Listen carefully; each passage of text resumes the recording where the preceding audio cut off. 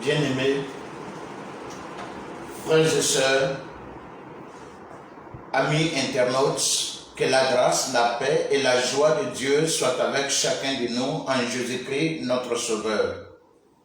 Nous sommes à notre rendez-vous du jeudi, le rendez-vous de chaque semaine.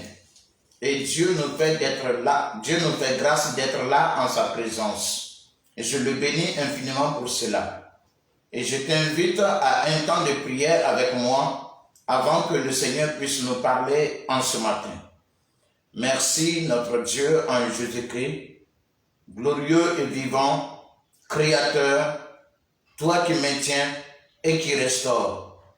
Tu es l'unique, le commencement et la fin, le premier et le dernier, l'alpha et l'oméga. Celui qui dit et qui fait, mon Dieu, mon roi, qui déclare et qui exécute, qui ne renonce jamais à tes dons et à ton appel, et qui n'est point inquiété, car tu tiens toutes choses entre tes mains, et tu nous aimes d'un amour éternel. C'est pourquoi tu nous conserves ta bonté. Seigneur, merci pour cette bonté que tu nous démontres en ce matin, en nous exhortant, en nous invitant sur le chemin de la vie, sur le chemin de la gloire, le chemin de la sécurité, de l'épanouissement, de la grâce abondante et surabondante. Merci de nous exaucer au nom de Jésus-Christ. Amen. Priez sans cesse. C'est l'exhortation que le Seigneur t'adresse. Depuis le jeudi dernier, le Seigneur nous a appelés à cela. 1 Thessaloniciens 5, 17. Priez sans cesse. Communiquez et communiez avec Dieu. Voici donc l'invitation.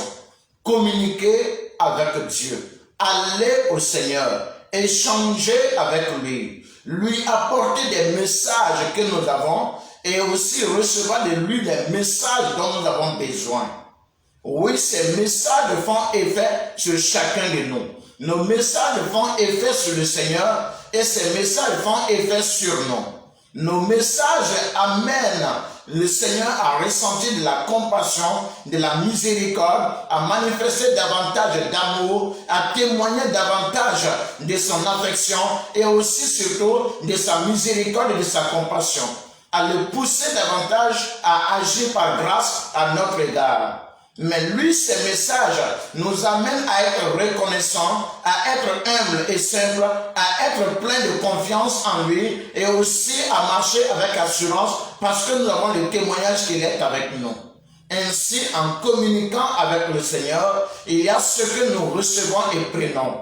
Aussi, nous communions avec lui. Nous allons à lui avec nos faiblesses, nos natures qui sont déjà déchues, avec nos difficultés, qui le prend. Cela devient aussi sa nature et ses difficultés. C'est ce que Jésus-Christ a vécu pendant qu'il était sur la terre. C'est pourquoi la Bible dit qu'il n'est pas un souverain sacrificateur qui ne soit pas capable de compatir à nos faiblesses. Pourquoi? Parce qu'il les a vécues avec nous et il les connaît également. Nous aussi, quand nous allons à lui, nous communions avec lui en partageant, en prenant sa nature divine, en prenant les fardeaux et aussi la part qui lui revient dans ce monde. S'il est haï, nous sommes haïs. S'il est honoré, nous sommes honorés. S'il est béni, nous sommes bénis. Voilà donc ce que nous vivons avec le Seigneur. Nous avons donc son pouvoir, nous avons sa puissance et sa richesse, nous avons sa clairvoyance à tous égards et nous avons son espérance éternelle. C'est pourquoi prier sans cesse,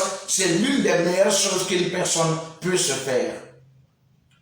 Quelqu'un me dira prier sans cesse. Est-ce que cela veut dire que je dois toujours être en train de prier à n'importe quel moment pour n'importe quel... Oui. Il faut prier, même si on n'est pas du fer, on n'est pas une machine. Tu peux continuellement mener une activité. On est un homme avec des fardeaux, avec des raisons. Et chaque raison nous amène à un temps de prière.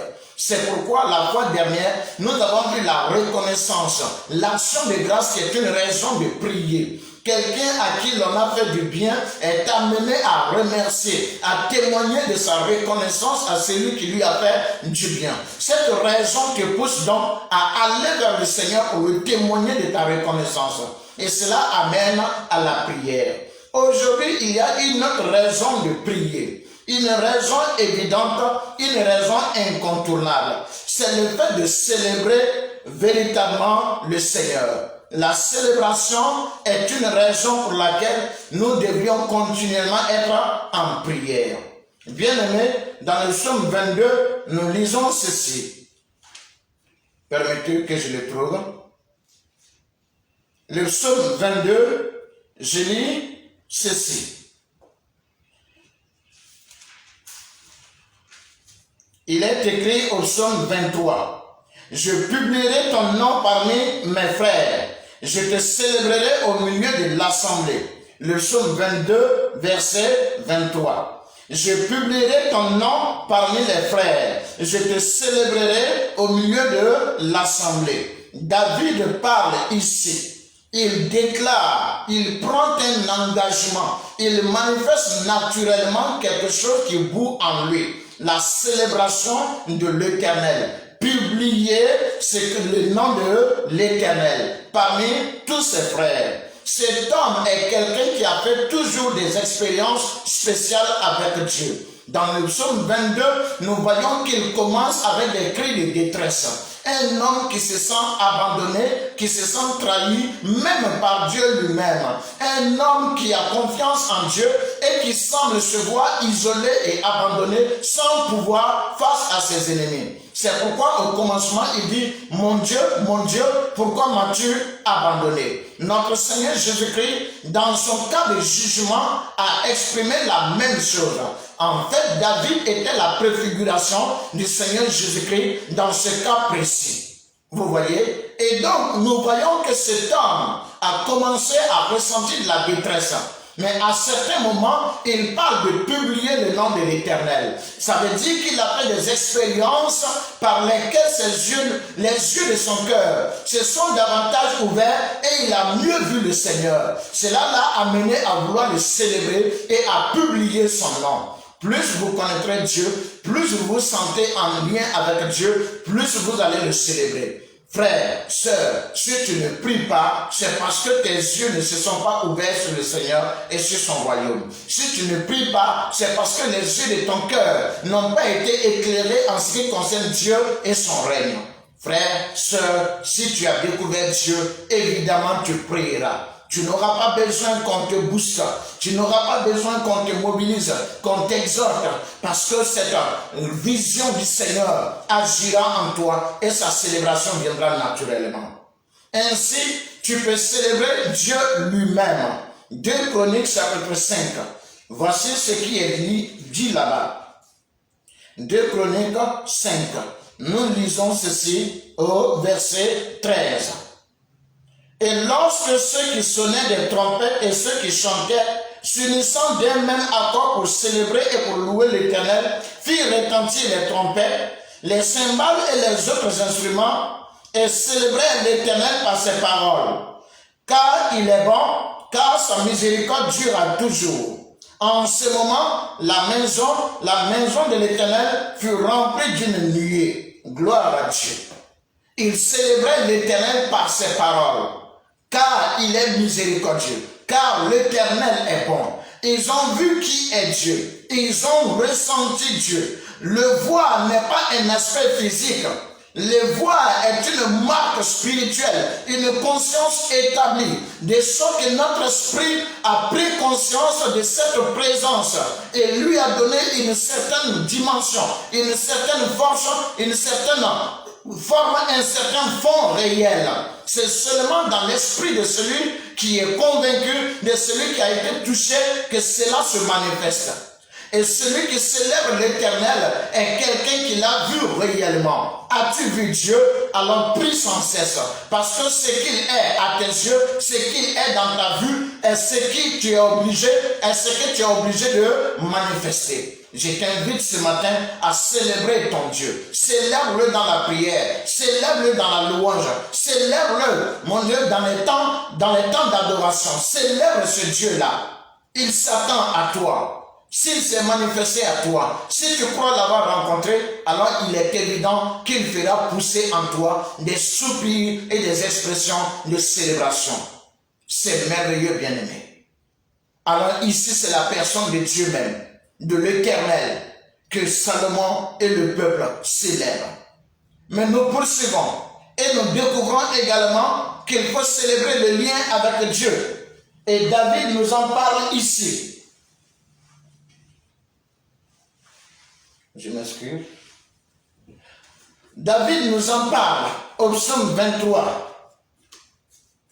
Célébrer le lien avec Dieu. L'Éternel est mon berger. Je ne manquerai de rien. Il me fait reposer dans de verts pâturages. Il me dirige près des eaux paisibles. Il restaure mon âme. Il me conduit dans les sentiers de la justice à cause de son nom. Vous voyez, la célébration du lien. David célèbre l'Éternel en fonction de ce qu'il y a entre Dieu et lui. Alors c'est ainsi que nous devons marcher à chaque fois. C'est ainsi que nous devons réagir et c'est en fonction de cela que nous devons avancer. Le Dieu vivant est avec toi. Le Dieu vivant est ton Père. Il est ton berger. Il est ton Seigneur. Il est ton roi. Il est ton maître. À ton tour de savoir maintenant célébrer ce lien, de savoir honorer ce lien.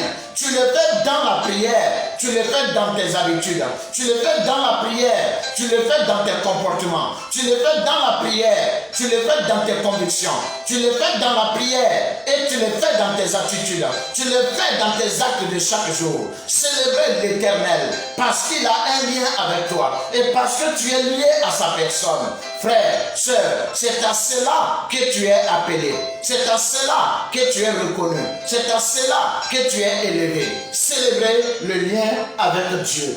Dieu t'interpelle en ce jour. Il faut que tu pries sans cesse.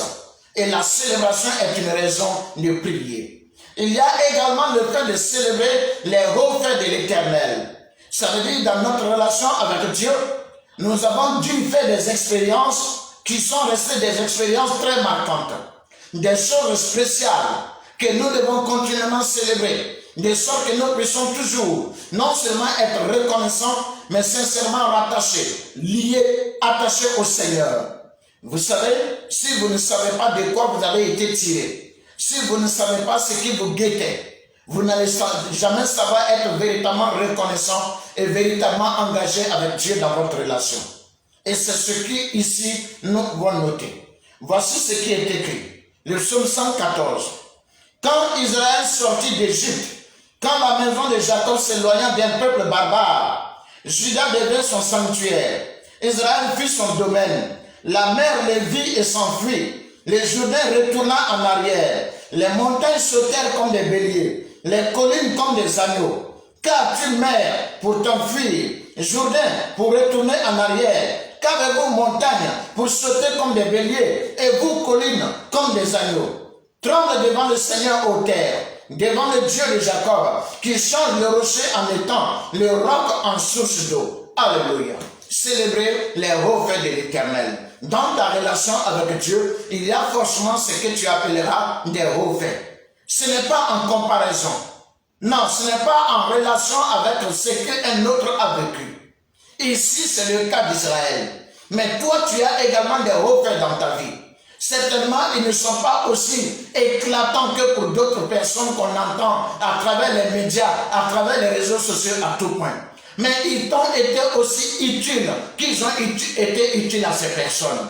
Ces hauts faits de l'Éternel t'ont été aussi utiles qu'ils ont été utiles à Israël, dont le cas est évoqué ici. Il y a eu des bienfaits de l'Éternel, des actes, des actions de l'Éternel dans ta vie qui ont été tellement évidentes, tellement puissantes, tellement fortes que cela doit te marquer à vie, de sorte que tu puisses les célébrer chaque jour. Et plus tu les célèbres, plus ton lien avec